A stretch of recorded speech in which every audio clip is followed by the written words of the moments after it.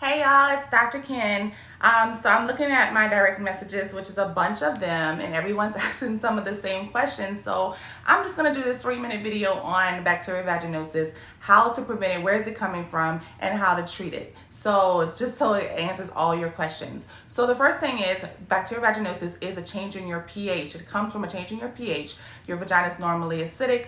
Now, for some reason, it's become alkaline. Why has it become alkaline? I'll talk about that in a second. But when it becomes alkaline, what happens is it opens the door for opportunistic bacteria to come in and then cause you to have that discharge and that fishy odor. So the first few reasons why you're getting them is, I'm gonna give you 3 S's. The first one is not just sex, it's soap. I talked about it in the other videos. Soaps, harsh soaps, they're all alkaline. That's what causes them to lather. They can cause you to have a change in your pH. So switch to something that is like a mild cleanser. Dove is good.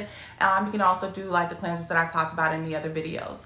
The second one is sweating. So if you're sweating and you're not going and stopping and cleaning yourself up, that can cause you to have an odor, and it can also change your pH. The third one is sex. If you're having sex with more than one partner, if you just had a new partner, or if your partner is having sex with more than one partner, then they can cause you to have a change in your pH. So a lot of times if you get a new partner, your body has to adjust to that. You may get a bacterial vaginosis in the beginning, and then after you've had sex with them multiple times, you won't have it as much. You'll stop having them actually. But a lot of times if people have partners and they don't live nearby, they'll get a BV each time.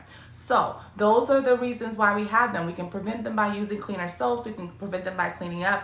And if you have a partner that you feel like it's causing you to have it, especially if your partner lives far away, then you can go to your doctor. There's medication like Flagyl. I don't like Flagyl personally. It's a very chalky pill. My patients don't like to take it, and they're usually not consistent with it, but it's the best thing. There's also vaginal creams that you can put inside, and that's Flagyl. It's metronidazole. It's a gel. It's kind of messy. People hate that as well.